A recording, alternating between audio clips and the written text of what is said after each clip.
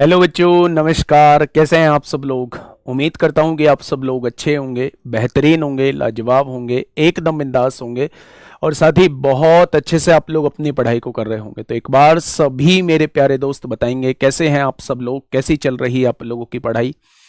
सबसे पहले प्यारे दोस्त, आप लोग बहुत अच्छे से जानते हैं कि आप लोगों का सीजीएल का एग्जाम जो है वो 13 अगस्त से स्टार्ट होना है। लगभग 37-38 दिन हम लोगों के पास बचे हुए हैं। सब लोग अपना सिलेबस भी कंप्लीट कर चुके होंगे। बस जरूरत है तो एक बेहतरीन रिवीजन की जरूरत है, सारी थ्योरम्स को रिकॉल करने की जरूरत है, सारे कॉन्सेप्ट को एक बेहतरीन तरीके से रिकॉल करने की जरूरत है। तो इन्हीं सारी चीजों को ध्यान में रखते हुए मैंने कुछ चीजें आप लोगों के सामने जो है वो रखी हैं। जैसे हम लोग रोज सुबह जो है वो 25 से 30 मिनट की एक कॉन्सेप्चुअल बूस्टर क्लास हम लोग रिकॉर्डेड फॉर्म में डाल रहे होंगे, जिसमें 10 से 15 क्वेश्चन मेरे प्यारे दोस्त आप लोगों को डेली मिलेंगे और एक पूरा का पूरा टॉपिक जो है वो आप लोगों का क्लियर हो जाएगा। उस टॉपिक को मैं प्यारे दोस्त उस क्लास के अंदर डिस्कस कर रहा हूंगा, जिस टॉपिक से पीछे कुछ सालों में जो है वो दबा के क्वेश्चन आप लोगों से पूछे गए हैं, यानी फ्रीक्वेंटली पूछे जाने वाले क्वेश्चंस को हम लोग उसमें डिस्कस कर रहे होंगे। उसके बाद जो है वो मैं 4 बजे एक बेहतरीन सा 30 क्वेश्चन का प्रैक्टिस सेट आप लोगों के सामने लेके आ रहा हूंगा। इस प्रैक्टिस सेट को मतलब 30 प्रैक्टिस सेट कराने का मन है, यानी लगभग 900 क्वेश्चन जो है वो हम लोग यहां डिस्कस कर रहे होंगे। फिर मेरे प्यारे दोस्त, मैंने आप लोगों को लास्ट में बताया था कि एक मॉक टेस्ट जो सबसे इंपॉर्टेंट रोल प्ले करेगा आप लोगों के एसएससी के एग्जाम्स में, चाहे वो आप लोगों का सीएचएसएल का एग्जाम हो, चाहे वो सीजीएल का एग्जाम हो, चाहे वो सीपीओ का एग्जाम हो, मेरे प्यारे दोस्त ये मॉक टेस्ट जो होगा बहुत इंपॉर्टेंट रोल प्ले करेगा। तो एक डेली का free of free of cost, मतलब कोई पैसा आप लोगों से चार्ज नहीं किया जाएगा। डेली शाम को 8 बजे एक आप लोगों को मॉक मिल रहा होगा। आप लोग रोजगार विद अंकित एप्लीकेशन डाउनलोड कीजिए और फ्री मॉक टेस्ट वाले सेक्शन में जब आप लोग जाएंगे तो वहां पे आप लोगों को महारती मॉक टेस्ट सीरीज के नाम से एक फोल्डर दिखाई देगा। रोज शाम को 8 बजे एक आप लोगों को मिनी मॉक मिलने वाला है। तो ये मैं कह सकता हूं, अगर मैं नंबर ऑफ क्वेश्चंस के बारे में बात करूं, थोड़ा सा मैं आपको बता देता हूं मेरे भाई। प्रैक्टिस सेट को शुरू करने से पहले डेली अगर मैं रोज सुबह की बात करता हूं तो कॉन्सेप्चुअल बूस्टर क्लास है आप लोगों की, कॉन्सेप्चुअल बूस्टर क्लास है। ये जो सभी क्लासेस रखी गई हैं ये मेरे प्यारे दोस्त एसएससी 2025 के लिए रखी गई है मेरे भाई। इसमें हम लोग जो है एक टॉपिक क्लियर कर रहे होंगे और उस टॉपिक के अंदर 15 से 20 क्वेश्चन को हम लोग डिस्कस कर रहे होंगे। ये जो क्लासेस होने वाली हैं ये लगभग 30 क्लास आप लोगों की होने वाली हैं। 30 क्लास हम लोग इसको करने वाले हैं। दूसरा, अगर मैं बात करूं तो डेली शाम को प्रैक्टिस सेट आप लोगों का देखने को मिलेगा। ये कंप्लीट प्रैक्टिस सेट और एक स्टैंडर्ड का प्रैक्टिस सेट, 30 क्वेश्चन हर एक प्रैक्टिस सेट में होंगे। लगभग 900 क्वेश्चन आप लोगों को यहां मिल जाएंगे मेरे भाई। शाम को 8 बजे एक मॉक टेस्ट आप लोगों को मिलेगा, वो मंडे टू सैटरडे आप लोगों को मिलेगा। लगभग 30 मॉक यहां हो जाएंगे, तो मैं कहूं कि 25 क्वेश्चन का मॉक टेस्ट मिलेगा। 750 क्वेश्चन हम लोग यहां कवर कर लेंगे। 9 और 7 16, 1650 और यहां लगभग जो है वो हम लोग 350-400 क्वेश्चन कवर कर लेंगे। यानी हम लोगों का टारगेट जो है वो 2000 क्वेश्चन का टारगेट है। और यकीन मानिए कि अगर इन 2000 क्वेश्चंस को आपने बहुत शानदार तरीके से कर लिया तो मेरे भाई फिर आप लोगों का कुछ नहीं छूटेगा। ये मैं आप लोगों को भरोसा दिलाता हूं कि हर एक बढ़िया क्वेश्चन, हर एक कॉन्सेप्ट आप लोगों का इन सारी चीजों में आप लोगों का कवर हो रहा होगा। ठीक है। कुछ बच्चों का मेरे पास मैसेज था कि भैया ये कॉन्सेप्चुअल बूस्टर वाली जो क्लास आज सुबह हुई है, जिसमें हम लोगों ने डायरेक्ट कॉमन टेंजेंट पढ़ा, ट्रांसवर्स कॉमन टेंजेंट पढ़ा और कॉमन कोड पढ़ा, उसकी पीडीएफ आप हमें दे दीजिए। तो मेरे प्यारे दोस्त, अभी आप लोगों को कमेंट बॉक्स में एक टेलीग्राम का लिंक जो है वो पिन दिख रहा होगा। आप इस टेलीग्राम ग्रुप से जुड़ जाइए, क्लास के जस्ट बाद जो है वो दोनों चीजों की पीडीएफ मैं आप लोगों को दे दूंगा, ठीक है। परेशान मत होना किसी भी चीज के लिए। और मेरे भाई बस मैं ये कह रहा हूं कि जितनी मेहनत इधर से हो रही है बस उससे दुगनी मेहनत मुझे आपकी तरफ से चाहिए, और फिर हम देखते हैं कि हमें कौन सा एसएससी का एग्जाम जो है वो परेशान करता है। तो एक बार सभी बच्चे थम्स अप करेंगे कि भैया बस अब स्टार्ट करो और मामले को शुरू करते हैं। एक बार सभी थम्स अप करेंगे और फिर हम अपनी क्लास को स्टार्ट करते हैं। मेरे भाई बढ़े। चलिए, बहुत शानदार भाई, बहुत शानदार। आज की क्लास का पहला क्वेश्चन आप लोगों के सामने है। आराम आराम से क्वेश्चन को करेंगे और फटाफट मुझे बताएंगे क्या होगा इस क्वेश्चन का बिल्कुल सही जवाब।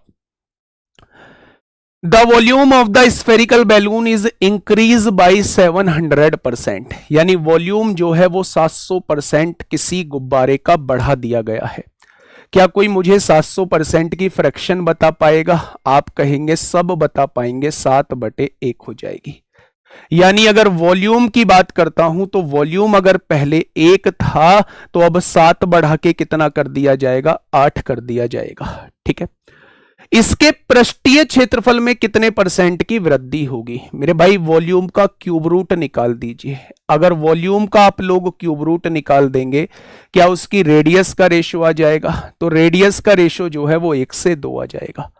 मुझे चाहिए मेरे भाई सरफेस एरिया का रेशो चाहिए। सरफेस एरिया के रेशो के लिए इसका स्क्वायर करना होता है, तो 1 का स्क्वायर 1 होगा, 2 का स्क्वायर 4 हो जाएगा। तो अगर सरफेस एरिया 1 से बढ़ के 4 हो गया है तो कितना बढ़ गया? 3 बढ़ गया। किससे? 1 से। तो 100 से कितना हो जाएगा? तो जवाब हो जाएगा 300%। जवाब क्या हो जाएगा भाई? फालतू बातें नहीं करेंगे, है ना, फालतू बातें नहीं करेंगे। बहुत इंपॉर्टेंट टाइम है आप लोगों का भी, मेरा भी, तो बहुत शांति से पढ़ेंगे, बहुत जल्दी इस प्रैक्टिस सेट को खत्म करेंगे। एक एक चीज मैं आप लोगों को समझाता चलूंगा दोस्त, ठीक है। तो आंसर कितना हो जाएगा? 300% इसके एरिया में वृद्धि हो जाएगी। क्वेश्चन नंबर 2 आप लोगों के सामने है। किसी एग्जाम का नेम नहीं डाला है मेरे भाई, पिछले कुछ एग्जाम्स का अच्छे से एनालिसिस किया है, उसी पर बेस्ड मेरे प्यारे दोस्त ये प्रैक्टिस सेट आप लोगों के सामने आया है। देखिएगा ध्यान से। उसने क्वेश्चन नंबर 2 है, P वेरीज डायरेक्टली, यानी P का डायरेक्टली प्रोपोर्शनल है इससे relation. When x is equal to 1, y is equal to 2, z is equal to 3, then P is equal to 70 होता है। What is the value of P when x is equal to -1, y is equal to 1 और z is equal to 5? अगर दोनों में directly proportional का relation है तो आप लोग जानते होंगे कि मेरे प्यारे दोस्त P1 अपॉन P2 का जो रिलेशन होगा वो क्या हो जाएगा? x1 का स्क्वायर। देखिए P डायरेक्टली प्रोपोर्शनल है ना इसके, तो जो रेशो P1 अपॉन P2 का होगा वही रेशो इसका होगा मेरे भाई। तो अब यहां वैल्यू रखते चले जाइए। x की वैल्यू 1 रखिए, 1 का स्क्वायर 1 होगा। y की वैल्यू 2 रखिए, 2 का स्क्वायर 4 होगा। z की वैल्यू 3 रखिए, 3 का स्क्वायर 9 होगा अपॉन में। x की वैल्यू -1 रखिए, -1 का स्क्वायर 1 होगा। y की वैल्यू 1 का स्क्वायर 1 होगा और z की वैल्यू 5 का स्क्वायर 25 होगा। मेरे प्यारे दोस्त शुरू का जो हम लोगों को P दिया हुआ था वो कितना दिया हुआ है? शुरू का P हम लोगों से 70 दिया हुआ है और हम लोगों से बाद वाला P2 पूछा है। तो यहां से आप देखेंगे 9 और 4 13 और 1 14, 14 से जब इसे काटेंगे 5 बार कट जाएगा। 25 और 1 26 और 1 27, 27 की गुणा 5 में होगी तो P2 कितना आ जाएगा? तो मेरे प्यारे दोस्त P2 की वैल्यू 135 आ जाएगी। यानी जब आप x की ये वैल्यू, y की ये वैल्यू और z की ये वैल्यू पुट करेंगे उस केस में P2 कितना आ जाएगा? तो आप कहेंगे उस केस में P2 135 आ जाएगा। ठीक है जी, आगे बढ़ जाए। बहुत बढ़िया। बताइए क्वेश्चन नंबर 3, एक बहुत ही बेहतरीन सा क्वेश्चन, एक थोड़ा सा कैलकुलेशन से भरा क्वेश्चन। आप लोग मुझे बताइए इसका जवाब आप लोग क्या देंगे। क्वेश्चन नंबर 3 आप लोगों के सामने है। बिल्कुल बेटा उस चीज की टेंशन ही मत लो, 2023 के भी क्वेश्चन ऐड होंगे, 2024 के भी क्वेश्चन ऐड होंगे। जहां भी जो भी अच्छा क्वेश्चन आप लोगों से पूछा जाएगा वो इन 900 क्वेश्चन के अंदर आप लोगों को देखने को मिलेगा।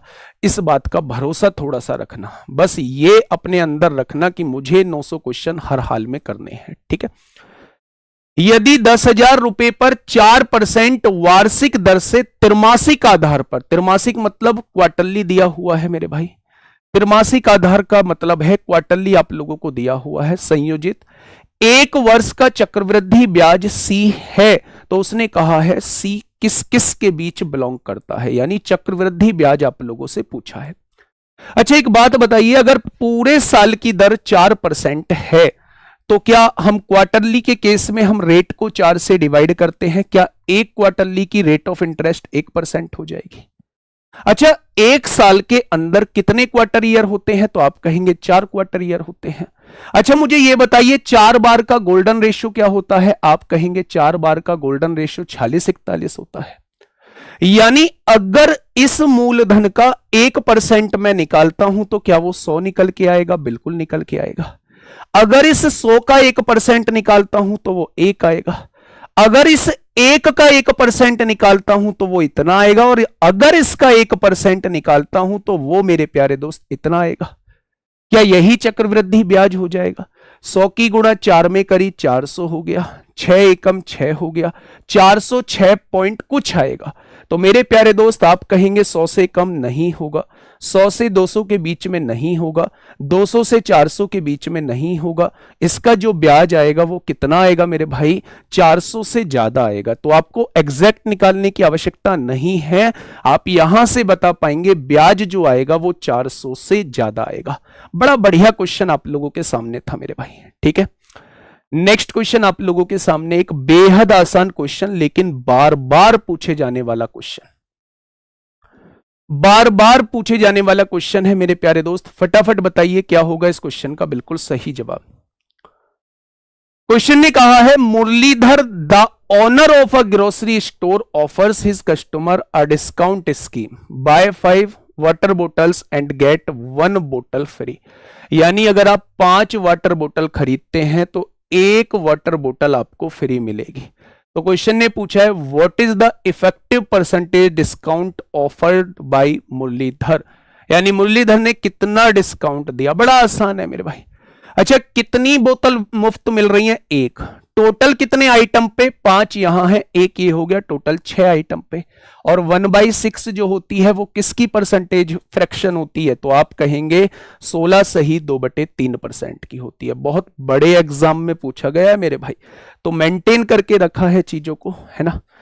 बहुत बढ़िया क्वेश्चन, बहुत जबरदस्त क्वेश्चन। जवाब देंगे आप सभी लोग, जवाब देंगे मेरे भाई। फटाफट मुझे बताएंगे क्या होगा इस क्वेश्चन का साथी बिल्कुल सही जवाब। क्वेश्चन नंबर 5 आप लोगों के सामने है, आराम से क्वेश्चन को पढ़ेंगे और जवाब देंगे मेरे भाई।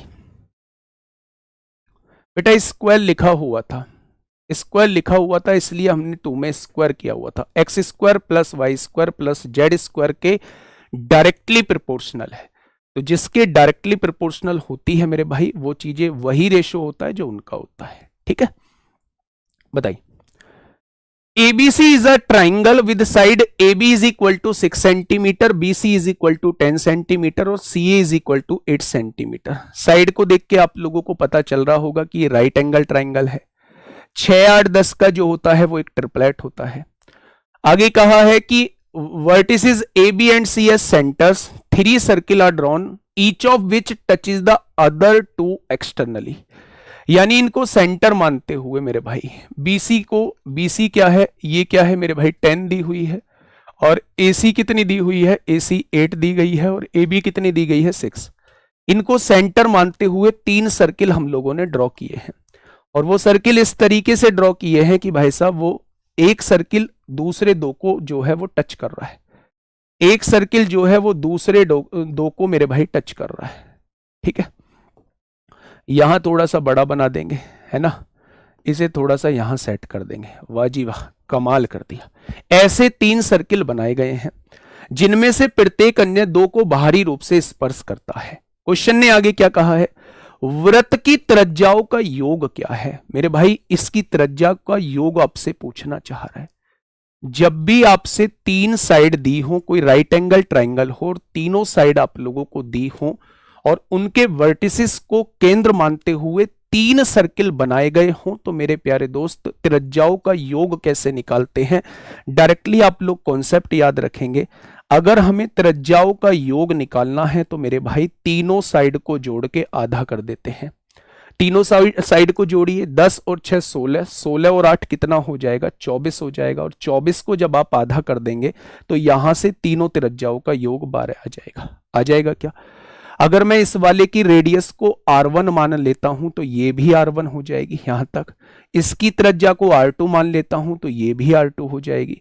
इसकी त्रिज्या को R3 मान लेता हूं तो ये भी R3 हो जाएगी।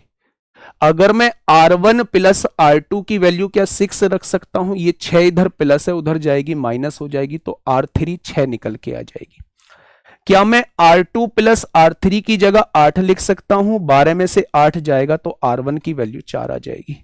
क्या मैं R1 प्लस R3 की वैल्यू को 10 लिख सकता हूं, 12 में से 10 जाएगी तो R2 की वैल्यू 2 आ जाएगी। तो चाहे तीनों त्रिज्याओं का योग पूछे चाहे वो इंडिविजुअल पूछे, आप इस तरीके से चीजें निकाल पाओगे। ठीक है, आज के बाद याद रखेंगे, अगर कोई राइट एंगल ट्रायंगल है तो उसके वर्टिसेस को सेंटर मानते हुए 3 सर्किल अगर हम लोगों ने ड्रॉ किए हैं तो त्रिज्याओं का जो सम होगा, रेडियस का जो सम होगा, वो तीनों साइड के सम का हाफ होगा। ठीक है मेरे भाई, चलिए नेक्स्ट क्वेश्चन। एक बड़ा बेहतरीन क्वेश्चन था, बड़ा बेहतरीन क्वेश्चन मेरे प्यारे दोस्त, थोड़ा सा दिमाग हम लोगों को लगाना है। क्वेश्चन कहना क्या चाह रहा है, if n is a natural number, यदि n एक प्राकृतिक संख्या आप लोगों को दी हुई है, then what is the sum of all distinct reminder. Distinct मतलब जो डिफरेंट डिफरेंट रिमाइंडर हो, अलग अलग शेषफल हो। व्हेन डिवाइडेड बाई 10, जब इसको 10 से डिवाइड किया जाएगा for various values of n। मेरे प्यारे दोस्त क्या कहेंगे आप इस क्वेश्चन का जवाब? फटाफट बताएंगे, क्या बताएंगे आप? गजब कर दिया भाई आप लोगों ने, तो सभी बच्चे आंसर दे रहे हैं। मुझे लगा कि ये नया क्वेश्चन है, सभी बच्चे आंसर दे रहे हैं। अच्छा मुझे ये बताइए, अगर मैं n की जगह 1 रखता हूं तो वैल्यूज क्या निकल के आएंगी? 4 की पावर 1 4, 6 की पावर 1 6, 9 की पावर 1 9, 11 की पावर 1 11। इसे 10 से डिवाइड करता हूं, 11 और 9 20 और 6 26, 4 30, 10 से डिवाइड करूंगा, रिमाइंडर कितना आएगा? 0 आ जाएगा। यानी जब हम n की जगह मेरे भाई ओड वैल्यूज रखते हैं तो रिमाइंडर कितना आता है? 0 आता है मेरे भाई। अगर मैं n की जगह 1 रखता हूं मेरे दोस्त, 4 की पावर 1, अच्छा नेचुरल नंबर रखने हैं ना, तो n की जगह 1 तो रख दिया, n की जगह 2 रखिए। 4 की पावर 2 16, 6 की पावर 2 36, 9 की पावर 2 81 और 11 की पावर 2 121। इसे 10 से डिवाइड करके देखिए तो मेरे प्यारे दोस्त आप बताएंगे 6 6 12, 12 और 1 13, 13 और 1 14, पीछे 4 आ रहा है। यानी जब 10 से डिवाइड करेंगे तो इसमें रिमाइंडर जो आएगा वो 4 आएगा। यहां से आप लोगों को एक बात समझ में आ गई होगी कि अगर आप वैल्यूज जो है वो ओड रखते हैं तो रिमाइंडर कुछ नहीं बचेगा, रिमाइंडर 0 आएगा। अगर आप पावर n की जगह 2 रखते हैं, n की जगह 4 रखते हैं, यानी इवन रखते हैं, तो आप लोगों को रिमाइंडर जो है वो 4 मिलेगा। तो उसने कहा है डिस्टिंक्ट जो रिमाइंडर है, अलग अलग जो रिमाइंडर है, उनका योग कितना होगा। तो मेरे भाई इसका ये 0 आ रहा है, ये 4 आ रहा है, तो योग कितना हो जाएगा? आप कहेंगे 4 हो जाएगा। ऑप्शन नंबर बी इस क्वेश्चन का जवाब हो जाएगा। ठीक है मेरे बच्चे, बहुत बढ़िया। ये मेरे प्यारे दोस्त टारगेट एसएससी सीजीएल जो रोज सुबह आप लोगों को 8 बजे मिल रही होती है, कॉन्सेप्चुअल बूस्टर सीरीज है। पार्ट 2 आप लोगों को कल 8 बजे मिलेगा और एक ऐसे टॉपिक पे आप लोगों को मिलने वाला है, सरप्राइज रहेगा, कल ही खोल के देखना। एक ऐसे टॉपिक पे आप लोगों को मिलने वाला है जिसके भर भर के क्वेश्चन आपके एग्जाम में पूछे जाते हैं। जो आज आपको क्लास मिली थी उसके भी भर भर के क्वेश्चन पूछे जाते हैं और कल मिलने वाले टॉपिक के भी भर भर के क्वेश्चन आप लोगों से पूछे जाएंगे। नेक्स्ट क्वेश्चन की तरफ चलते हैं मेरे भाई, बताइए क्या होगा इस क्वेश्चन का बिल्कुल सही जवाब? पाइप और टंकी का क्वेश्चन है, पाइप और टंकी का क्वेश्चन है। फटाफट मुझे बताइएगा क्या होगा इस क्वेश्चन का बिल्कुल सही जवाब। 2 पाइप ए और बी एक टंकी को क्रमशः 12.5 घंटे और 25 घंटे में भर सकते हैं। आपने लिख लिया भैया जी, पहला वाला पाइप जो है वो 12.5 घंटे में भर सकता है और दूसरा वाला पाइप जो है वो 25 घंटे में भर सकता है। पाइपों को एक साथ खोला गया और पाया गया कि तल में रिसाव के कारण टंकी को भरने में 1 घंटा 40 मिनट का समय अधिक लगा बच्चे। अच्छा एक बात मुझे बताओगे, अगर ये रिसाव ना होता तो टंकी कितने समय में भर जाती? दोनों का एलसीएम 25 आएगा। ये 1 घंटे में 2 लीटर भरेगा, ये 1 घंटे में 1 लीटर। यानी अगर वो रिसाव ना होता तो टंकी इतने समय में भर जाती। इतने समय का मतलब होता है 8 सही 1/3 घंटे में भर जाती। यानी जब मैं इसे मिनट बदलूंगा तो आप कहेंगे भैया जी 8 घंटे 20 मिनट में भर जाती। लेकिन क्वेश्चन ने कहा है उस रिसाव की वजह से 1 घंटा 40 मिनट अधिक लगता है। तो जब मैं इसमें 1 घंटा 40 मिनट जोड़ूंगा तो 9 घंटे और यहां 60 मिनट, क्या 10 घंटे में टंकी भर रही होगी। यानी कि जब वो तीनों पाइप चलते हैं, ए और बी भी चलते हैं और वो रिसाव भी चलता है, तो टंकी 10 घंटे में भरी जाती है। क्या उस केस में 1 घंटे में 2.5 लीटर पानी जाता होगा? हाँ या ना? इन दोनों ने तो अपना 3 लीटर पानी भरा होगा, लेकिन टंकी में 2.5 लीटर पहुंचा, तो क्या सी ने 1 घंटे में आधा लीटर पानी निकाल दिया होगा? बहुत बढ़िया जी। क्वेश्चन ने कहा है अकेले रिसाव से टंकी का 70% हिस्सा कितने समय में खाली हो जाएगा। तो मेरे भाई टोटल टंकी है 25 लीटर की, इसका 70% हिस्सा ये होगा। 1 घंटे में आधा लीटर निकल रहा है तो 70% कितने घंटे में निकल जाएगा? पॉइंट हटाइए, 0 बढ़ाइए, 10 से 7 बार काटिए मेरे भाई, 5 से काटिए 5 बार, तो आंसर क्या हो जाएगा? 35 घंटों में। 35 घंटों में मेरे भाई, बताइए जवाब क्या हो जाएगा? 35 घंटे इस क्वेश्चन का बिल्कुल सही जवाब हो जाएगा। ठीक है मेरे भाई, यहां से कॉन्सेप्ट आपके रिकॉल हो रहे होंगे एक बहुत बेहतरीन तरीके से। और मेरे प्यारे दोस्त, मैं आप लोगों को बता दूं, वो जो शाम को मॉक टेस्ट दिया जा रहा है वो आप लोगों की स्पीड बढ़ाने के लिए दिया जा रहा है। ये क्लास जो दी जा रही है वो मिक्स प्रैक्टिस सेट पे आप लोगों का दिमाग कैसे काम करे उसके लिए क्लास दी जा रही है। और सुबह की क्लास एक पर्टिकुलर टॉपिक को रिकॉल कराने के लिए दी जा रही है। तो हर किसी क्लास का अपना अलग महत्व है। टाइम को ध्यान में रखते हुए ये सारी क्लासेस जो हैं वो डिजाइन की हैं। ठीक है बच्चे, बताइए दोस्त क्या होगा इस क्वेश्चन का बिल्कुल सही जवाब। क्वेश्चन ने क्या कहा है? The volume of the cuboid is 3600 cubic centimetre. The area of 2 adjacent faces are 225 square centimetre and 144 square centimetre. What is the area of other adjacent face?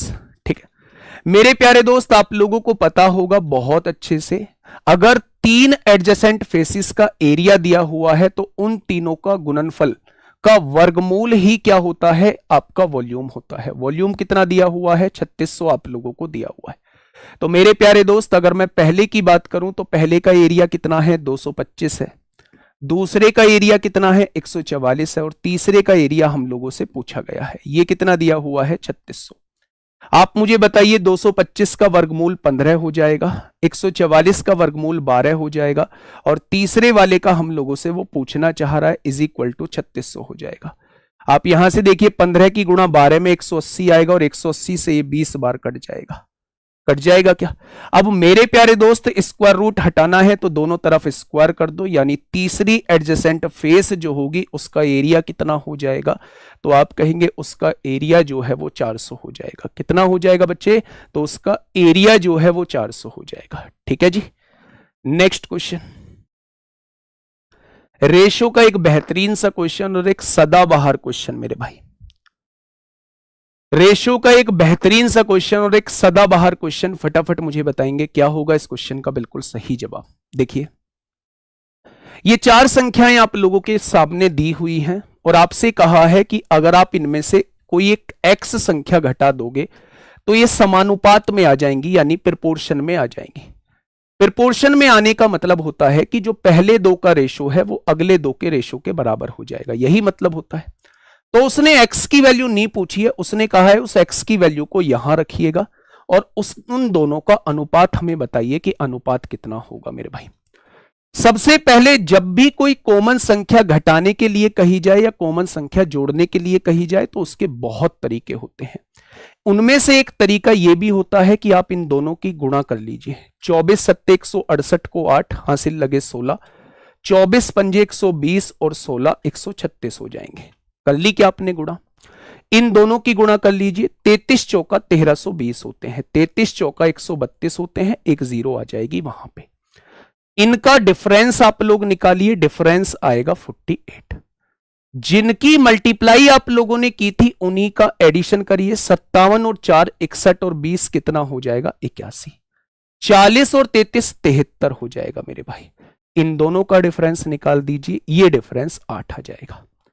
अगर इस डिफरेंस को इस डिफरेंस से हम लोग डिवाइड कर देते हैं तो ये वो संख्या आ जाएगी जिसे घटाने के बाद ये संख्याएं प्रोपोर्शन में होंगी। मेरे भाई x की वैल्यू 6 आ चुकी है, 6 पंजे 30 और 12 कितना हो जाएगा 42 हो जाएगा, 6 चौक 24 और 15 कितना हो जाएगा 39 हो जाएगा। 3 से काटेंगे 14 बार और 3 से काटेंगे 13 बार, रेशो क्या आ जाएगा 14/13 आ जाएगा। क्या आ जाएगा 14/13 आ जाएगा। बहुत बढ़िया, बहुत शानदार। नेक्स्ट क्वेश्चन, एक बेहतरीन क्वेश्चन, आसान क्वेश्चन, बेहतरीन क्वेश्चन, आसान क्वेश्चन, फटाफट बताएंगे। इसी में आपको वो सारे क्वेश्चंस प्यारे दोस्त एनटीपीसी के मिल जाएंगे जो एनटीपीसी के अच्छे क्वेश्चंस हैं। ठीक है, तो आपको परेशान होने की जरूरत नहीं है, वो काम मेरा है। जो करंट के क्वेश्चन है, जो एग्जामिनर अभी इस टाइम पूछ रहा है, वो सारे के सारे क्वेश्चन इस 30 प्रैक्टिस सेट के अंदर आपको मिल जाएंगे। क्वेश्चन नंबर 10 क्या कहना चाह रहा है, फटाफट बताइए। The speed of the boat in still water is 18 km/h and the speed of the current is 3 km/h. How much time will it take to cover a distance of 105 km upstream and return? यानी कि मेरे भाई धारा के विपरीत 105 kilometre जाने में और धारा के साथ 105 किलोमीटर आने में टोटल कितना समय लगेगा। जब वो कोई वस्तु 105 किलोमीटर धारा के विपरीत गई होगी तो चाल x - y होगी, यानी कि 18 में से 3 गया तो 15 आएगा। और जब कोई वस्तु धारा के साथ आएगी तो मेरे भाई चाल दोनों जुड़ जाएंगी, यानी 21 हो जाएगा। डिस्टेंस को अगर स्पीड से डिवाइड करेंगे टाइम आएगा, यहां 7 घंटे का टाइम लगेगा, यहां 5 घंटे का टाइम लगेगा, टोटल टाइम 12 घंटे का लगेगा। क्या ऐसे भी क्वेश्चन आपसे पूछे जाएंगे? बिल्कुल। अगर वो 16-17 क्वेश्चन आसान दे रहा है और 3-4 क्वेश्चन में कैलकुलेशन दे रहा है तो उसको ऐसे क्वेश्चन देने पड़ेंगे, क्योंकि हमें 3-4 क्वेश्चन में थोड़ा सा ज्यादा टाइम भी देना है, तो उसे थोड़ा सा मेंटेन तो चीजें करनी होंगी। देखिए मेरे प्यारे दोस्त, ये एक डीआई का क्वेश्चन है। क्वेश्चन ने क्या कहा है, the following pie chart show the percentage of different categories ABCDEF। ये ABCDEF का पाई चार्ट दिया हुआ है। Employees in a company in the year 2019, ये 2019 का है, और ये 2020 का आप लोगों के सामने पाई चार्ट दिया हुआ है। The total number of employees was 4000 इन 2019, यानी कि मेरे भाई 4000 जो थे वो 2019 में थे, एंड 5000 इन 2020, यानी 5000 जो थे वो 2020 में थे। अब क्वेश्चन क्या कहना चाह रहा है भाई साहब, क्वेश्चन की गाथा को सुनते हैं ना। वर्ष 2019 में कर्मचारियों की 2 श्रेणियां ऐसी है जिनमें कर्मचारियों की कुल संख्या 2020 में भी समान रही। ये 2 श्रेणियां कौन सी हैं? यानी जिनमें जो है नंबर ऑफ एम्प्लॉयज इक्वल रहे 2019 और 2020 दोनों में मेरे भाई। तो हम देख लेंगे सी और बी, पहले सी और बी का चेक करते हैं। अच्छा मुझे ये बताइए, दोनों में एम्प्लॉयज की संख्या का रेशो 4:5 दिया हुआ है। अच्छा मैं अगर 2019 में देखूं 2020 में देखूं तो यहां देखना है दोनों बराबर आने चाहिए, यानी रेशो जो है वो बराबर आना चाहिए। अगर मैं पहला ऑप्शन देखूं मेरे प्यारे दोस्त, पहला ऑप्शन है सी और बी को चेक करना पड़ेगा। सी और बी में दोनों का टोटल देखा तो क्या 16% आ रहा है, यानी कि मेरे भाई यहां आ रहा है 16%। बहुत बढ़िया। यहां सी और बी का देखा तो 11 और 10 21% आ रहा है। क्या ये रेशो कभी 1-1 आएगा? नहीं आएगा, पहला ऑप्शन गलत है भाई साहब। दूसरा ऑप्शन देखना है ई और ए का, रेशो कितना है एम्प्लॉयज का 4-5 है। ई और ए का देखना है मेरे भाई, 27 और 20 47 हो जाएगा। बहुत बढ़िया। और यहां ई और ए का देखेंगे तो मेरे भाई 27 और 22 कितना हो जाएगा 49 हो जाएगा। तो क्या मेरे भाई रेशो 1:1 आएगा? बिल्कुल भी नहीं आएगा, ये भी नहीं होगा। ई और एफ का देखेंगे मेरे भाई, क्या रेशो 1:1 आ रहा है ई और एफ का? ई और एफ का देखिए, ई और एफ 27 और 22 49 हो रहा है, ये 49 हो रहा है। और ई और एफ यहां देखेंगे 27 और 21 48 हो रहा है। क्या ये रेशो 1:1 आ रहा है? बिल्कुल भी नहीं आ रहा है मेरे भाई। तो मेरे प्यारे दोस्त ये भी जवाब नहीं होगा। तो सीओडी का एक बार चेक करते हैं। रेशो नंबर ऑफ एम्प्लॉयज का रेशो 4-5 दिया हुआ है। सीओडी का देखते हैं। सीओडी का 15 और 10 25 आ रहा है, और यहां सीओडी का 11 और 9 20 आ रहा है। क्या रेशो 1:1 आ रहा है? बिल्कुल आ रहा है। 25 चौका 100, 20 पंजे 100, बराबर बराबर आ रहे हैं। इसका मतलब जवाब क्या हो जाएगा? ऑप्शन नंबर डी हो जाएगा। क्या हो जाएगा मेरे प्यारे दोस्त? ऑप्शन नंबर डी हो जाएगा। ठीक है, ये बात समझ में आ गई? तो आप कहेंगे जी ये बात समझ में आ गई है। लास्ट में स्कोर जरूर बताना है। ऐसे क्वेश्चंस आप लोगों को मेंस में देखने को मिले थे। ये जो सीजीएल मेंस आप लोगों का हुआ था, इसमें ऐसे क्वेश्चंस आप लोगों को देखने को मिले थे। क्या मुझे इसका कोई जवाब देगा? क्वेश्चन नंबर 12 जल्दी से बताइए। क्वेश्चन नंबर 12 क्या होगा इस क्वेश्चन का बिल्कुल सही जवाब? बातें बहुत बनाते हो आप लोग। किसके लिए ले सकते हैं, किसके लिए नहीं ले सकते हैं, रिकॉर्डेड है, लाइव है, मतलब अब भी ये बात आप लोगों की नहीं जा रही है ना। एग्जाम सर पे रखा हुआ है और आप लोग चीजों में उलझे हुए हो, बेकार की चीजों में। फटाफट जवाब दो, इसका क्या होगा? पहली 50 सम धन पूर्णांक संख्याओं का औसत और पहली 50 विषम धन पूर्णांक संख्याओं के औसत के बीच अंतर कितना है? क्या कोई मुझे बता पाएगा?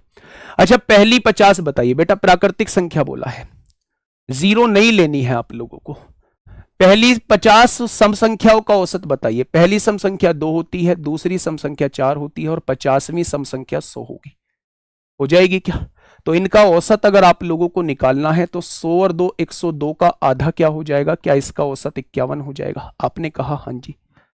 पहली 50 विषम 1 होती है, दूसरी 3 होती है, तीसरी 5 होती है, तो 50वीं क्या 99 हो जाएगी? तो आपने कहा बिल्कुल हो जाएगी। इनका औसत पहले और आखिरी को जोड़िए, 100/2 50 हो जाएगा। उसने कहा इनके औसत का डिफरेंस बताइए, तो इनके औसत का डिफरेंस क्या हो जाएगा? इनके औसत का डिफरेंस 1 हो जाएगा। यह भी क्वेश्चन आप लोगों से पूछा गया है। ठीक है मेरे प्यारे दोस्त, नेक्स्ट क्वेश्चन पे चलते हैं। अच्छा, नेक्स्ट क्वेश्चन से पहले आप लोग देख लीजिए, महारती मॉक टेस्ट सीरीज आज शाम को 8 बजे। अपनी तैयारी को थोड़ा सा पहचान लेना, उस मॉक टेस्ट को जरूर देना मेरे भाई। शाम को 8 बजे मंडे टू सैटरडे एक 25 क्वेश्चन का बेहतरीन सा मॉक टेस्ट आप लोगों को मिल रहा होगा। बता दिया है कि मैंने मॉक टेस्ट सीरीज में जाइए, वहां आप लोग फ्री मॉक टेस्ट में जाके एप्लीकेशन पे, वहां महारती मॉक टेस्ट सीरीज के नाम से एक फोल्डर दिखाई देगा, वहां आपको ये फ्री ऑफ कॉस्ट वाला जो है मॉक टेस्ट मिल जाएगा। ठीक है मेरे भाई, चले नेक्स्ट क्वेश्चन की तरफ चलते हैं। नेक्स्ट क्वेश्चन क्या कहता है? ये रहा मेरे भाई क्वेश्चन नंबर 13, और स्कोर जरूर बताना है आप लोगों को, है ना। किसी भी चीज को बेकार मत होने देना, किसी भी चीज को हाथ से मत जाने देना, है ना। क्वेश्चन नंबर 13 आपके सामने है, जल्दी से मुझे बताएंगे क्या होगा इस क्वेश्चन का बिल्कुल सही जवाब।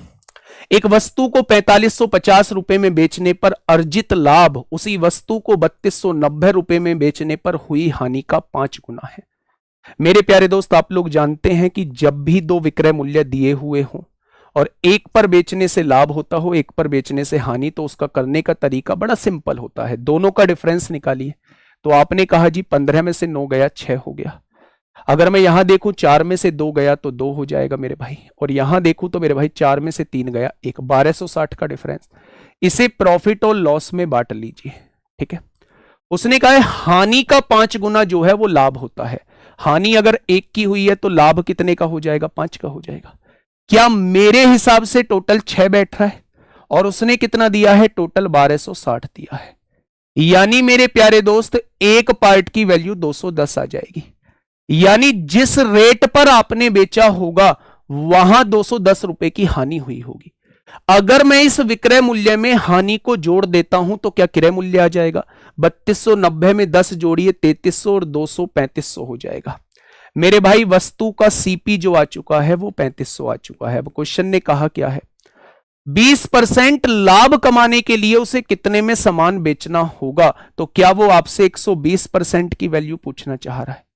20% लाभ का मतलब क्या वो आपसे 120% की वैल्यू पूछना चाह रहा है? तो मेरे प्यारे दोस्त उसे वो सामान 4200 रुपए में बेचना होगा।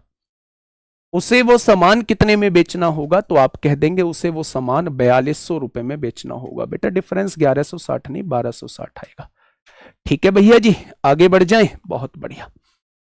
अरे रे रे रे, कितना बड़ा लिखा हुआ है सब कुछ। मेरे भाई ऐसे क्वेश्चन भी आप लोगों को CHSL प्री में देखने को मिले थे लास्ट टाइम, तो एक बार पढ़िएगा। अगर आपका टॉपिक क्लियर होगा आप तभी मुझे बता पाएंगे इस क्वेश्चन का बिल्कुल सही जवाब क्या होगा। क्वेश्चन ने क्या कहा है, what is the ratio of the length of diagonal of a rhombus. एक समचतुर्भुज के विकर्णों की लंबाई का अनुपात क्या है। समचतुर्भुज क्या होता है भाई साहब, समचतुर्भुज होता है मेरे प्यारे दोस्त जिसकी चारों भुजाएं बराबर होती हैं। वो विकर्णों का रेशियो आपसे पूछना चाह रहा है, डायगोनल का रेशियो आप लोगों से पूछना चाह रहा है। डायगोनल का रेशियो आप तभी निकाल पाएंगे जब डायगोनल आपके पास होंगे। ठीक है, आप ये बात जानते हैं कि समचतुर्भुज के विकर्ण 90 डिग्री पर कट करते हैं, ये बात जानते हैं। ठीक है, क्वेश्चन ने कहा है कि समचतुर्भुज का एक विकर्ण उसकी भुजा के बराबर है। अगर ये भुजा के बराबर इसका विकर्ण दिया हुआ है, मान लो ये दिया हुआ है मेरे प्यारे दोस्त, कुछ भी मान लो, ये दिया हुआ है 16, तो इसके विकर्ण की लंबाई भी 16 हो जाएगी। तो जहां विकर्ण कट करते हैं वो 8 हो जाएगा। यहां पाइथागोरस थ्योरम लग जाएगी, और पाइथागोरस थ्योरम लग जाएगी तो मेरे भाई ये भी निकल जाएगा। अगर ये आ गया तो उतना ही ये होता है, क्या दूसरे विकर्ण की भी वैल्यू आ जाएगी। यानी अगर ये कंडीशन दी हुई है तो मैं इजिली दूसरे विकर्ण की वैल्यू निकाल लूंगा, इजिली दूसरे विकर्ण की वैल्यू निकाल लूंगा। तो मेरे प्यारे दोस्त यहां से दोनों विकर्ण आ जाएंगे। तो ये बात बिल्कुल ठीक है कि इस वाले स्टेटमेंट से दोनों विकर्णों का रेशो निकाला जा सकता है। बहुत बढ़िया जी। दूसरी कंडीशन उसने दी हुई है कि समचतुर्भुज का लंबा विकर्ण उसकी भुजा के √3 गुणा के बराबर है। समचतुर्भुज का लंबा विकर्ण जो है उसकी भुजा के √3 गुणा के बराबर है। भुजा भुजा कुछ भी ले लो, इसे 50 ले लो तो लंबा विकर्ण 50 √3 आ जाएगा। अगर ये 50 √3 हो चुका है तो ये 25 √3 हो जाएगा। ये 25 √3 है, ये 50 है, तो क्या ये नहीं निकलेगा, निकल जाएगा जी, उससे भी दूसरा विकर्ण निकल जाएगा। यानी आप दोनों में से कोई सा भी स्टेटमेंट उठा लो, आप दोनों स्टेटमेंट से आप लोग डायगोनल का रेशो निकाल सकते हैं। क्वेश्चन ने क्या कहा है, यदि प्रश्न का उत्तर अकेले किसी एक कथन से दिया जा सकता है परंतु दूसरे से नहीं, यह बात बिल्कुल गलत है, दोनों से इंडिविजुअल दिया जा सकता है। यदि प्रश्न का उत्तर अकेले किसी भी कथन से दिया जा सकता है, भाई साहब बिल्कुल सही है, कोई से भी कथन से दिया जा सकता है। यदि प्रश्न का उत्तर दोनों कथनों का एक साथ उपयोग करके, बिल्कुल गलत बात है, एक साथ उपयोग करने की जरूरत ही नहीं है। यदि दोनों कथनों का एक साथ उपयोग करके भी प्रश्न का उत्तर नहीं दिया जा सकता, यह बात बिल्कुल गलत है। किसी भी स्टेटमेंट का आप यूज कर लीजिए, दोनों ही स्टेटमेंट से आप लोग किसका रेशो निकाल पाएंगे, डायगोनल का रेशो निकाल पाएंगे। ठीक है जी, चलिए इस क्वेश्चन का जवाब दीजिए। एडवांस मैथ का एक बढ़िया सा क्वेश्चन आप लोगों के सामने है, क्वेश्चन नंबर 15। जल्दी से मुझे बताएंगे मेरे प्यारे दोस्त। आपसे कहा है in the figure given below 2 equal chords cut at point P, यानी कि ये दो कोड हैं, एक AB है एक CD है, ये P पॉइंट पर कट करती हैं। इफ AB बराबर CD बराबर 10 सेंटीमीटर, ये भी 10 की है, ये भी 10 की दी हुई है। OC जो है वो 13, यानी रेडियस जो है वो 13 दी हुई है। O is the centre of circle, यानी O जो है वो सेंटर ऑफ सर्किल है। PB जो है वो 3 सेंटीमीटर है, ये वाली लेंथ जो है वो 3 सेंटीमीटर आप लोगों को दी हुई है। Then what is the length of OP, क्या कोई मुझे बता पाएगा OP की लेंथ कितनी होगी? सोचिए थोड़ा सा, क्या कोई OP की लेंथ मुझे बता पाएगा मेरे भाई? दिल्ली पुलिस कांस्टेबल वाले बच्चे मत लो क्लास को, मैंने पहले ही मना किया था, दिल्ली पुलिस कांस्टेबल में ये थोड़ी ना आता है। ठीक है, बस अर्थमेटिक आप लोगों को देखने को मिलेगा। फटाफट बताइए, एप्लीकेशन पे रहेगा मॉक। कैसे करेंगे इस क्वेश्चन को, देखो ध्यान से समझना मेरे भाई। आप लोग एक थ्योरम जानते होंगे कि अगर ये कोड है और मैं सेंटर से इस पे परपेंडिकुलर डालता हूं तो ये कोड आधे आधे में बढ़ जाएगी। तो अगर पूरी कोड 10 थी तो ये 5 हो जाएगा और ये 5 हो जाएगा। हो जाएगा क्या?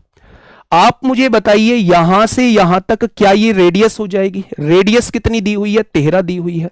ये 5 है, ये 13 है, क्या ये 12 हो जाएगी? आप कहेंगे बिल्कुल हो जाएगी। मेरे भाई एक बार यहां पाइथागोरस थ्योरम लगा दो, यहां पाइथागोरस थ्योरम लगा दो, यही तो आपसे पूछिए ये वाली लेंथ। यही तो लेंथ आप लोगों से पूछी है, ये वाली लेंथ मेरे प्यारे दोस्त। अगर ये पूरी 5 है और पी भी आप लोगों को 2 दी हुई है, तो 5 में से 2 जाएगा, 5 कितनी दी हुई है, 3 दी हुई है, 5 में से 3 जाएगा, तो क्या ये वाली लेंथ जो है वो 2 आ जाएगी? आपने कहा जी बिल्कुल 2 आ जाएगी। बस निकाल दो मेरे भाई हाइपोटेनस। कैसे निकालेंगे? 12 का वर्ग 144 होता है, बहुत बढ़िया। 2 का वर्ग 4 होता है, यानी 148 का वर्गमूल जो होगा वो मेरे प्यारे दोस्त इसकी लंबाई हो जाएगी। अब 148 का वर्गमूल कैसे निकालेंगे? आप इसे लिख दीजिए 4 गुणा 4 तिया 12 37 लिखेंगे, है ना। और 4 का वर्गमूल 2 होता है, 2 अंडर रूट 37 हो जाएगी। तो ये जो ओपी की लेंथ वो हमसे पूछना चाह रहा है वो कितनी हो जाएगी? तो आप कहेंगे 2 अंडर रूट 37 यानी 2 रूट 37 हो जाएगी। बहुत शानदार, बहुत शानदार क्वेश्चन है मेरे भाई। नेक्स्ट क्वेश्चन पढ़िएगा, एक बेहद आसान सा क्वेश्चन आप लोगों के सामने है। एक बेहद आसान सा क्वेश्चन आप लोगों के सामने है, जल्दी से बताइए मेरे प्यारे दोस्त। मध्यानुपाती पूछा है। मध्यानुपाती कैसे निकालते हैं? दोनों का गुणनफल कर देते हैं। अच्छा, इसकी वैल्यू क्या 5 रूट 5 होगी? बिल्कुल होगी जी। क्या दोनों में से 5 कॉमन लिया जा सकता है? यहां क्या बचेगा? 3 माइनस रूट 5 बचेगा। दोनों संख्याओं का मल्टीप्लाई करके अंडर रूट निकाल दोगे, क्या यही मध्यानुपाती होता है? बिल्कुल होता है। a प्लस बी की गुणा a माइनस बी में करते हैं तो कितना आता है? a स्क्वायर यानी 9 माइनस बी स्क्वायर यानी 5। इसकी गुणा हमें 5 में करनी है। 9 में से 5 जाएगा 4, 4 का वर्गमूल 2 अंडर रूट 5 हो जाएगा। Option number D. गजब कर दिया आप लोगों ने तो। ठीक है, यहां समझिए मेरे प्यारे दोस्त इस क्वेश्चन को, और फटाफट मुझे बताइए क्वेश्चन नंबर 17 का क्या हो जाएगा बिल्कुल सही जवाब।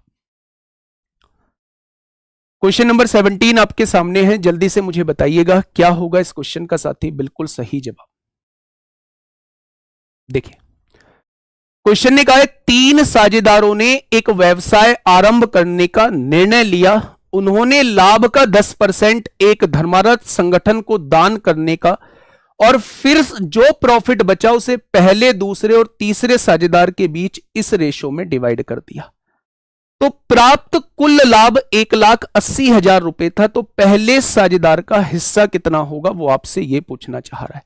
अच्छा, एक बात मुझे बताइए, टोटल प्रॉफिट है कितना? 1,80,000 है। अच्छा, 10% दान दे दिया तो केवल इसका 90% यूज हुआ होगा। अच्छा, टोटल बटा कितना है लोगों में? 2 और 2 4 और 1 5 बटा है, यानी 5 पार्ट की वैल्यू ये है, तो 1 पार्ट की वैल्यू कितनी हो जाएगी? ये हो जाएगी। उसने पूछा किसका है? पहले साझेदार का, वो 1 पार्ट की ही वैल्यू आपसे पूछना चाह रहा है। क्वेश्चन खत्म, पैसा हजम। 2 जीरो से 2 जीरो कट गई, 5 से काटा 18 बार कट गया, 18 18 324, 32,400 हो जाएगा। Option number D, option number D इस क्वेश्चन का जवाब हो जाएगा। क्वेश्चन नंबर 18, फटाफट बताइए क्या होगा इस क्वेश्चन का बिल्कुल सही जवाब। जल्दी से बताइए क्वेश्चन नंबर 18 का जवाब क्या हो जाएगा। एक आसान सा क्वेश्चन आपके सामने है। क्वेश्चन ने कहा है 2 ट्रेनें ए और बी एक ही दिन में सुबह 7 बजे और सुबह 7:50 पर दिल्ली से हैदराबाद के लिए रवाना होती है। भाई साहब, ये दिल्ली और यहां क्या है? हैदराबाद। एक ट्रेन 7 बजे चली है, एक 7:50 पर। पहली ट्रेन की चाल 80 किलोमीटर प्रति घंटा है और दूसरी ट्रेन की चाल 100 किलोमीटर प्रति घंटा है। तो दिल्ली से कितने किलोमीटर बाद दोनों ट्रेनें एक साथ होंगी? ये आपसे क्वेश्चन पूछा गया है। अच्छा, एक बात बताइए, जो ट्रेन 7 बजे चली है क्या वो 50 मिनट पहले चल चुकी है? तो वो 50 मिनट में कितनी दूरी तय कर चुकी होगी? उसकी चाल कितनी है पहले वाली ट्रेन की? 80 किलोमीटर प्रति घंटा, यानी 80 किलोमीटर वो 60 मिनट में जाती है। यही तो मतलब है उसका। तो 50 मिनट में कितना चली जाएगी वो आपसे ये पूछना चाह रहा है। 0 से 0 कट जाएगी, यानी कि वो चली जाएगी मेरे भाई 2 से काटेंगे 40 बार, 2 से काटेंगे 3 बार, 40 पंजे 200/3 किलोमीटर आगे चली जाएगी। वो 200/3 किलोमीटर मेरे भाई आगे चली जाएगी। यही कहना चाह रहा है मेरे भाई। अब क्वेश्चन ने कहा है कि कितने समय, दिल्ली से कितने किलोमीटर बाद दोनों ट्रेनें एक साथ होंगी। तो पहले तो आपको समय निकालना पड़ेगा, समय निकालना पड़ेगा मेरे प्यारे दोस्त कि कितने समय बाद ये दोनों ट्रेनें मिलेंगी। अच्छा, दोनों के बीच का फासला कितना है? 200/3 है। सापेक्ष चाल कितनी होगी मेरे भाई? इसकी 80 है, इसकी 100 है, तो 20 का अंतर आ जाएगा। तो मेरे प्यारे दोस्त वो जो मिलने वाली है वो 10/3 घंटे के बाद मिलने वाली है। अच्छा मुझे ये बताइए दूसरी जो ट्रेन चली उसकी गति कितनी थी? 100 किलोमीटर प्रति घंटा, और मिलेंगी कितने समय बाद? 10/3 घंटे बाद मिलेंगी। तो क्या आप कह सकते हैं यहां से 1000/3 किलोमीटर दूर मिल रही होंगी? 1000/3 किलोमीटर दूर ये मिल रही होंगी। क्या ये बात समझ में आ गई आप लोगों को? समझिएगा थोड़ा ध्यान से। एक ट्रेन यहां से 7 बजे चलती है, दूसरी ट्रेन यहां से 7:50 पे निकलती है। 50 मिनट पहले निकलती है तो 50 मिनट में वो कितनी दूरी तय कर लेगी? यानी दोनों के बीच का फासला 200/3 किलोमीटर का हो गया। मैंने पूछा कितने समय बाद पकड़ लेगा, तो दोनों के बीच का फासला 200/3 है upon relative speed. Relative speed कितना हो जाएगा? 100 में से 80 घटाएंगे 20 हो जाएगा, यानी 10/3 घंटे बाद वो पकड़ ली जाएगी।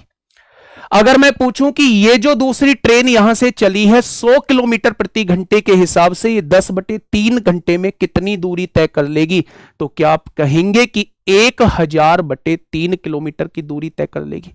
तो मेरे प्यारे दोस्त 1000/3 किलोमीटर दूर वो ट्रेन कार जो है वो पकड़ी जाएगी। क्वेश्चन नंबर 19 आपके सामने है, फटाफट बताइएगा। एक बेहतरीन क्वेश्चन का कलेक्शन है मेरे भाई। साधारण ब्याज पर निवेश की गई कोई धनराशि 8 वर्षों में 3 गुना हो जाती है। जितने गुना होती है उससे एक कम जो होता है वो ब्याज होता है। तो आप लोगों को यहां पता चल गया जी 8 वर्षों में जो ब्याज लगा होगा वो 2 रुपए लगा होगा, तो एक वर्ष में जो ब्याज लगेगा वो 2/8 रुपए लगेगा। उसने कहा 20 वर्षों में कितने गुना हो जाएगी ये बताइए। तो 20 वर्षों में पहले ब्याज देख लो कितने गुना हो जाएगा, तो आप कहेंगे जी 20 वर्षों में ब्याज जो है वो 5 रुपए हो जाएगा। अगर 20 वर्षों में 5 गुना ब्याज होता है तो राशि कितने गुना हो जाएगी? 1 ज्यादा 6 गुना हो जाएगी। ब्याज जो होता है वो एक कम होता है, राशि जो होती है ब्याज से 1 गुना ज्यादा होती है। तो आंसर क्या हो जाएगा? 6 गुना हो जाएगी। ये तो भाई साहब इस पे तो पेन चलाने की आवश्यकता ही नहीं है आप लोगों को मेरे भाई। एक त्रिभुज के अधिक से अधिक कितने परिवृत्त हो सकते हैं? कितने सर्कम सर्किल हो सकते हैं? सबसे पहले मुझे सर्कम सर्किल बताइए क्या होता है। तो आप कहेंगे एक ऐसा सर्किल जो वृत्त के तीनों वर्टेक्स को टच करता हुआ जाए उसे हम लोग सर्कम सर्किल कहते हैं। तो मेरे भाई ऐसा एक ही सर्कम सर्किल हो सकता है। ठीक है दोस्त, चले ये एक रेस का क्वेश्चन आप लोगों के सामने है। मुझे उम्मीद है कि रेस के क्वेश्चन का जवाब जो है वो आप लोग शानदार तरीके से देंगे और आप लोगों का इंतजार रहेगा इस क्वेश्चन पे। फटाफट बताइए।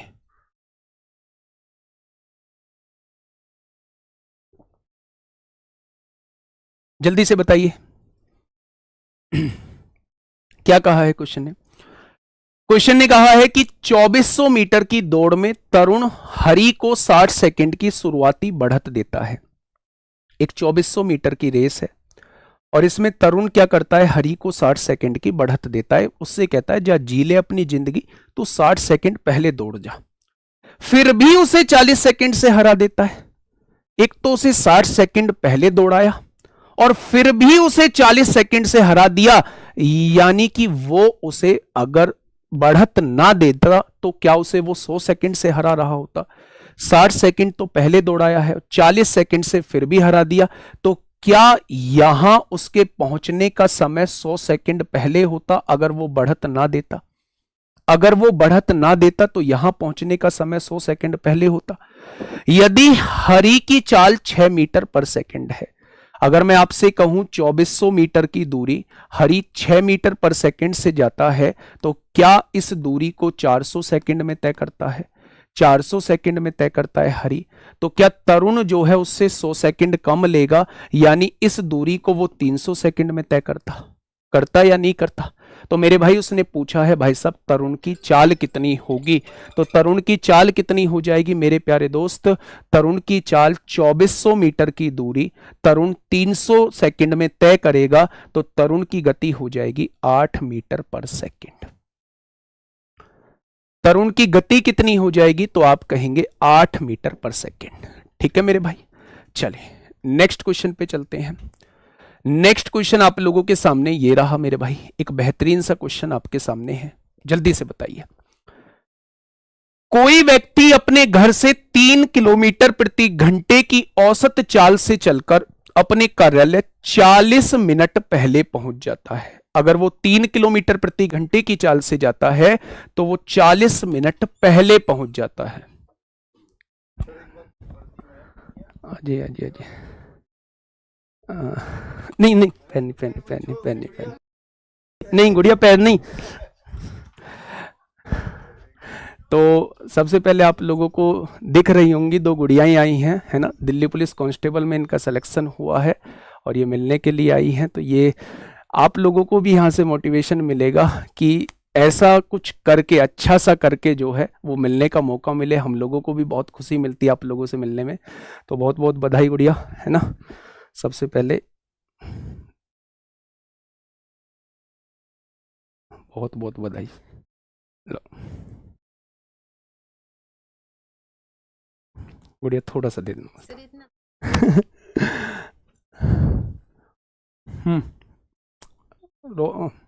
ले लेना, थोड़ा सा देना बस गुड़िया। बहुत बढ़िया, बहुत बहुत आगे बढ़ो ऐसे ही, है ना। यहीं रुकना है या अभी आगे बढ़ना है? आगे बढ़ना है। किस चीज़ की तैयारी चल रही है? यूपीएससी। बहुत बढ़िया, बहुत आगे बढ़ा। बहुत बहुत धन्यवाद, बहुत बहुत धन्यवाद। ठीक है, ठीक है, ठीक है ना।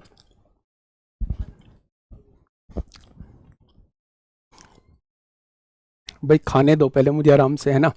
और मुंह में पानी नहीं लाना है।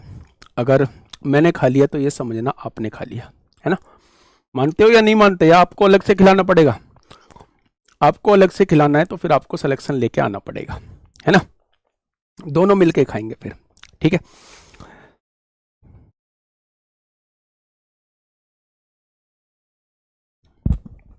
बताइए भाई, यहां एक क्वेश्चन है आप लोगों के सामने, ध्यान से देखना मेरे भाई। कोई व्यक्ति अपने घर से 3 किलोमीटर पर घंटे की औसत चाल से चलकर अपने कार्यालय 40 मिनट पहले पहुंच जाता है।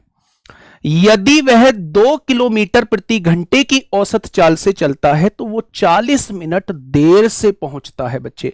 तो उसके घर और कार्यालय के बीच की दूरी क्या है, वो आपसे ये पूछना चाह रहा है। उनके घर से कार्यालय के बीच की दूरी क्या है। इस क्वेश्चन को करने के हैं 2 तरीके। मैं एक तरीका डिस्कस करूंगा जो मैं हमेशा बताता हूं कि ऐसे क्वेश्चन पे आप डायरेक्ट फॉर्मूला लगाओ डिस्टेंस निकालने का। पहली चाल कितनी है दोस्त? 3 किलोमीटर प्रति घंटा है। दूसरी चाल कितनी है? 2 किलोमीटर प्रति घंटा है, और दोनों का डिफरेंस 1 किलोमीटर प्रति घंटा है। पहले वो 40 मिनट लेट पहुंचता था, अब वो 40 मिनट पहले पहुंच जाता है। तो दोनों के टाइम में डिफरेंस कितने मिनट का है? 80 मिनट का है मेरे भाई। अगर 80 मिनट का है तो मेरे दोस्त इसे घंटे बनाने के लिए 60 से डिवाइड कर दो। 0 से 0 कट गई, 6 से 6 कट गया, तो आंसर कितना आ जाएगा? 8 किलोमीटर। आंसर कितना आ जाएगा मेरे भाई? 8 किलोमीटर इस क्वेश्चन का जवाब आ जाएगा। भाई साहब ये क्या बवाल आपके सामने है। पढ़िएगा एक बार क्वेश्चन। क्वेश्चन नंबर 23 आपके सामने है। क्वेश्चन नंबर 23 आपके सामने है। आराम से क्वेश्चन पढ़िए, और सच बताऊं अगर क्वेश्चन को आपने पढ़ लिया ना तो क्वेश्चन ऐसे ही ओरली सॉल्व हो जाएगा। और जब ये एग्जाम में बच्चों के सामने आया था ना मेरे भाई, तो मेरे प्यारे दोस्त मतलब ऐसा लगा था कि यार पूरी स्क्रीन भर गई है, कैसे ही ये क्वेश्चन होगा। एक बार थोड़ा सा पढ़ के देखिए क्वेश्चन। निम्नलिखित कथनों पर विचार करें। एक त्रिभुज एबीसी है। अच्छा, एक त्रिभुज जो है वो एबीसी है मेरे भाई। ये त्रिभुज आप लोगों को दिया हुआ है ए, बी और सी। उसने कहा यदि इन तीनों का योग जो है वो 3√3/2 है तो त्रिभुज समबाहु हो सकता है। अच्छा एक बात बताइए, त्रिभुज समबाहु कब होता है? जब त्रिभुज के तीनों कोण 60 डिग्री के होते हैं क्या? अगर मैं साइन 60 देखूं तो √3/2 √3/2 √3/2, क्या ये 3√3/2 आएगा? बिल्कुल भैया जी। अगर ये 3√3/2 बैठ रहा है तो ये तो समबाहु होगा। तो पहली बात बिल्कुल ठीक लिखी हुई है इन्होंने, ठीक है। एक त्रिभुज एबीसी में यदि cos A plus cos B plus cos C 3/2 है तो त्रिभुज समबाहु हो सकता है। भाई साहब समबाहु होने के लिए एंगल 60 होना पड़ेगा। अगर एंगल 60 होना पड़ेगा तो cos 60 1/2, cos 60 1/2 और cos 60 1/2, तो क्या उस केस में तीनों का सम 3/2 होना पड़ेगा? यहां भी 3/2 लिखा हुआ है।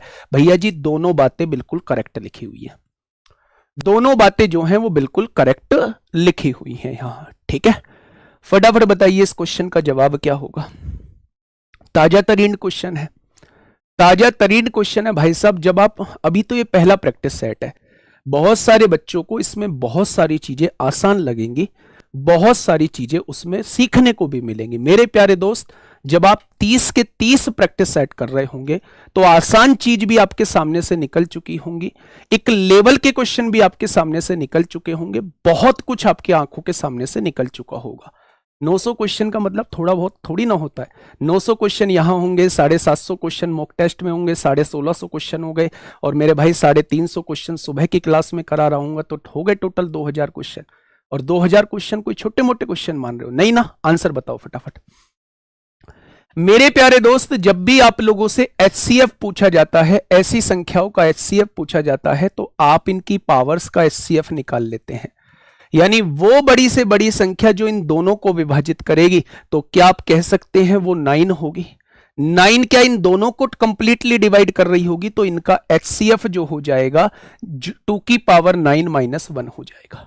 हमें क्या करना होता है? पावर्स का HCF निकालना होता है। पावर्स का HCF निकाला तो 9 आ गया बेटा, वो पावर में लिख दिया एज इट इज, आगे का ऐसे ही लिख दिया, -1 का -1 लिख दिया।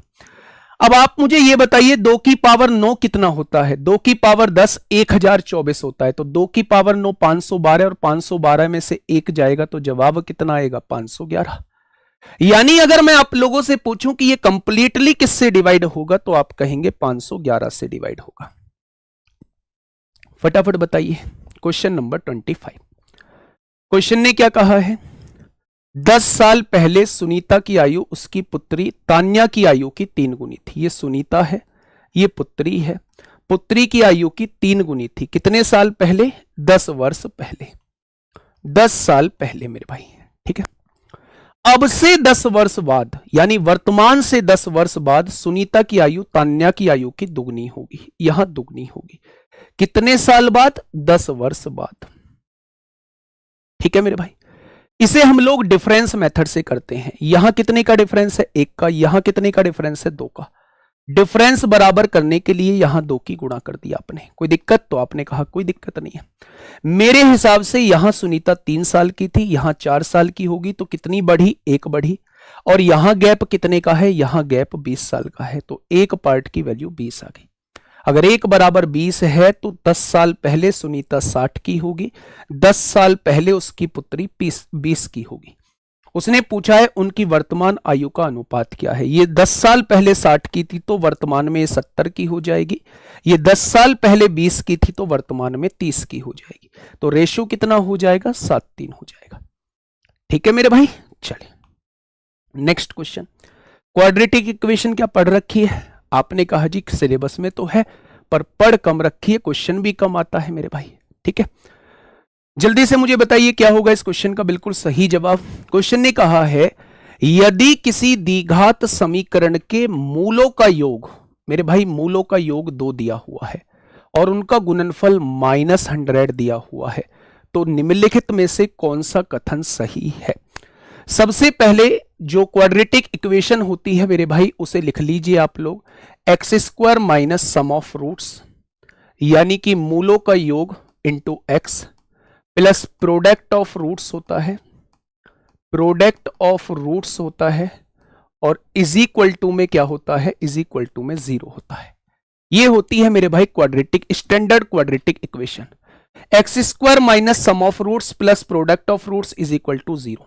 अगर आपको सम ऑफ रूट्स जो है वो -2 दिया हुआ है तो यहां -2 रख देंगे मेरे भाई, और प्रोडक्ट ऑफ रूट्स आपको 100 दिया हुआ है, तो ये वो क्वाड्रेटिक इक्वेशन हो जाएगी। ठीक है, अब क्वेश्चन ने क्या कहा है? अच्छा, quadratic sum of roots minus नहीं दिया हुआ है, प्लस दिया हुआ है। सम ऑफ रूट्स जो है वो प्लस दिया हुआ है, +2। प्रोडक्ट ऑफ रूट्स -100 दिया हुआ है, तो ये वो क्वाड्रेटिक इक्वेशन हो जाएगी जिसके मूलों का योग 2 होगा और मूलों का गुणनफल -100 होगा। तो मेरे प्यारे दोस्त आइएगा क्वेश्चन पे। ऐसे अनंत समीकरण हैं जिनके मूल अलग अलग हैं, बिल्कुल गलत बात लिखी हुई है। ऐसा केवल एक समीकरण है, x square plus 2x minus 100 is equal to 0। बिल्कुल गलत बात लिखी हुई है। ऐसा केवल एक समीकरण है, और वो समीकरण कौन सा है? वो समीकरण मेरे प्यारे दोस्त ये है, वो समीकरण जो है वो ये है जिसके मूलों का योग जो है वो तो 2 होगा और मूलों का गुणनफल जो है वो -100 होगा। ठीक है जी, चलिए इस क्वेश्चन का जवाब दीजिए मेरे भाई। आप लोग ये जानते होंगे, जब भी आप लोगों के सामने मान लीजिए ये एक टावर दिया हुआ है, यहां से एक पॉइंट है ये वाला, इसकी दूरी P दी गई है, इससे आगे ये पॉइंट है Q, ये पॉइंट A मान लेते हैं, ये पॉइंट B मान लेते हैं। यहां से यहां तक की दूरी P दी गई है और यहां से यहां तक की दूरी Q दी गई है, और ये दोनों एंगल जो हैं आपस में एक दूसरे के कॉम्प्लीमेंट्री दिए गए हैं, यानी पूरक दिए गए हैं। तो मुझे क्या बता सकते हैं इस टावर की लंबाई कितनी होगी? मुझे क्या बता सकते हैं टावर की लंबाई कितनी होगी? तो आप कहेंगे भैया जी दोनों डिस्टेंस का प्रोडक्ट करके अंडर रूट निकाल दोगे तो ये जो है ये टावर की लेंथ आ जाएगी। और वही आपसे पूछा है कि एक मीनार के तल से P और Q की दूरी पर और एक ही सरल रेखा में स्थित दो बिंदुओं से मीनार के शीर्ष के उन्नयन कोण एक 27 डिग्री है, एक 63 डिग्री है। क्या दोनों को जोड़ के 90 बैठ रहा है? यानी दोनों एक दूसरे के कॉम्प्लीमेंट्री हैं। जब दोनों एक दूसरे के कॉम्प्लीमेंट्री होते हैं मेरे भाई, तो मीनार की ऊंचाई निकालने का फॉर्मूला इन दोनों के प्रोडक्ट का अंडर रूट होता है, इन दोनों के प्रोडक्ट का अंडर रूट होता है, यानी ऑप्शन नंबर बी हो जाएगा।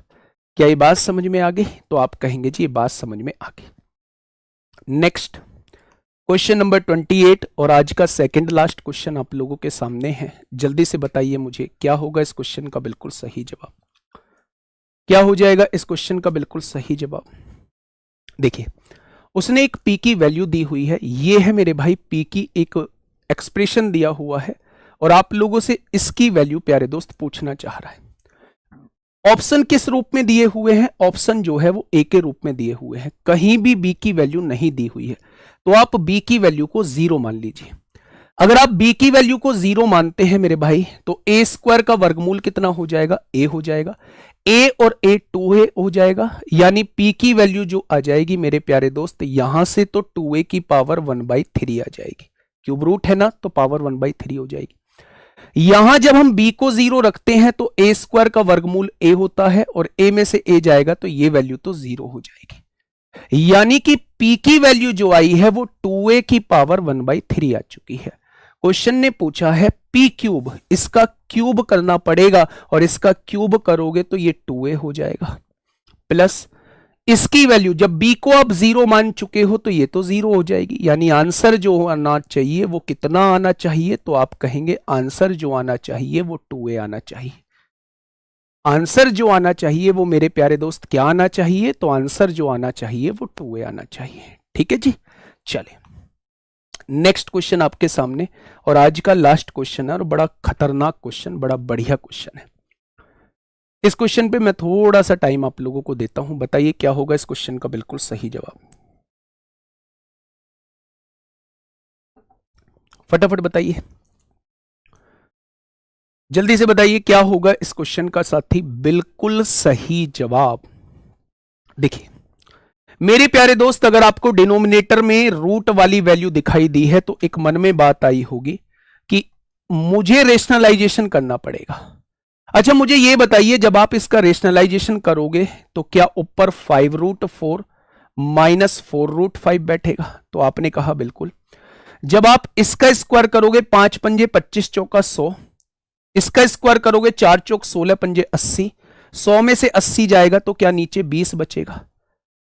मेरे भाई ये 20 जो आया है आप इसकी इसमें गुणा करोगे तो भी 20 आ रहा है, ऐसे ही यहां जो बचेगा वो नीचे 30 बचेगा, यहां जो बचेगा वो नीचे 42 बचेगा, यहां जो बचेगा नीचे 56 बचेगा, यहां जो नीचे बचेगा वो 72 बचेगा।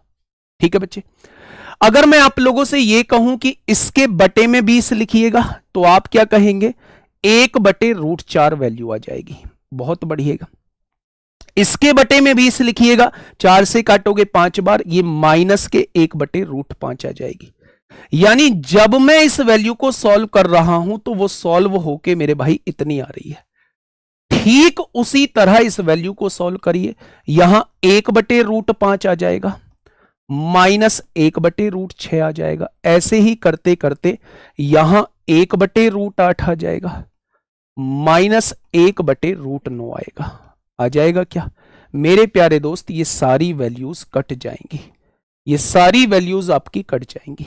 तो 1/4 का वर्गमूल 1/2 हो जाएगा मेरे भाई, और 1/9 का वर्गमूल 1/3 हो जाएगा।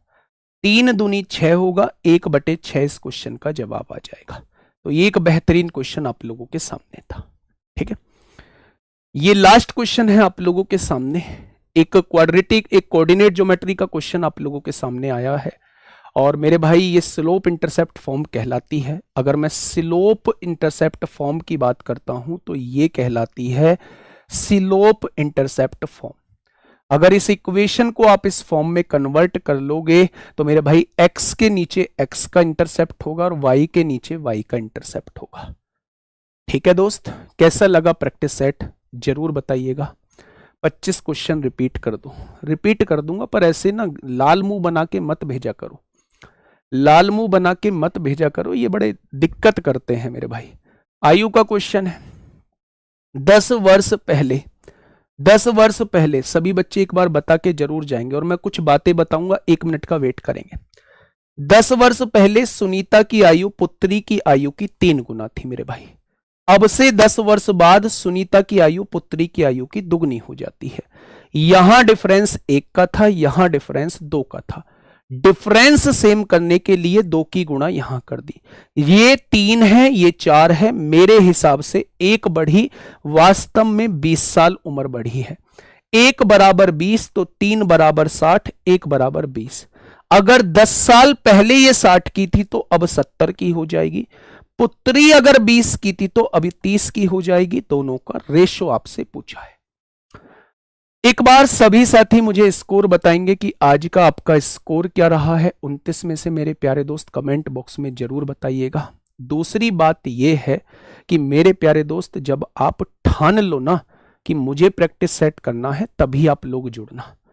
अगर आप मेहनत करने के लिए तैयार हो तभी मेरे भाई प्रैक्टिस सेट से जुड़ने का फायदा है, क्योंकि आप लोग जानते हैं कि समय बहुत कम बचा है, चीजों को बहुत ज्यादा को रिकॉल करना है, और मुझे पता है कि मैं बहुत अच्छे से रिकॉल करा पाऊंगा, लेकिन उसके लिए मेरे प्यारे दोस्त आप लोगों को लगातार जुड़ना होगा। बहुत सारे बच्चों को यह प्रैक्टिस सेट का लेवल कम लगा होगा, मैं बिल्कुल आपकी बात से सहमत हूं, 100% सहमत हूं। हो सकता है आज के क्वेश्चंस का लेवल थोड़ा सा कम हो, लेकिन मैंने कहा है ना कि हम टोटल 30 प्रैक्टिस सेट करने वाले हैं। पेपर में आसान भी चीजें पूछी जाती हैं, 70 से 80% चीजें आसान ही पूछी जाएंगी, तो हमें उस पर भी थोड़ा सा काम करना है, और इतना आसान भी नहीं है। खुद को पॉजिटिव रखिए, अगर आसान चीजें लग रही हैं तो थोड़ा सही दिशा में आप लोग चल रहे हैं। इंतजार रहेगा शाम को 8 बजे आप लोगों के मॉक टेस्ट देने का। मैंने टाइम ड्यूरेशन भी उसके अंदर रखी है, 20-22 मिनट, 25 मिनट का मैंने वो टेस्ट रखा है। उन 25 मिनट में आप लोगों को उन मैथ के 25 क्वेश्चंस को सॉल्व करना होगा। एक स्टैंडर्ड का टेस्ट बनाया है, और यकीन मानना ये टेस्ट आपका स्पीड बढ़ाने में भी हेल्प करेगा, और आपके कॉन्सेप्ट को मजबूत करने में भी हेल्प करेगा बच्चे। ठीक है, मिलेंगे कल सुबह पहले कॉन्सेप्चुअल बूस्टर क्लास में मेरे भाई, रोज सुबह 8 बजे रिकॉर्डेड फॉर्म में आप लोगों को कॉन्सेप्चुअल बूस्टर क्लास की मतलब क्लास मिलेगी, बूस्टर की क्लास। शाम को 4 बजे प्रैक्टिस सेट आप लोगों को मिलेगा, जिसमें हम लोग 30 क्वेश्चन को डिस्कस कर रहे होंगे, और रात को 8 बजे 25 क्वेश्चन का एक फ्री ऑफ कॉस्ट जो है वो मॉक टेस्ट मिलेगा। मन करे तो लाइक कर देना, ना मन करे तो कोई आवश्यकता नहीं है। Okay, tata, bye bye. मन लगा के बस पढ़ाई करो। धन्यवाद।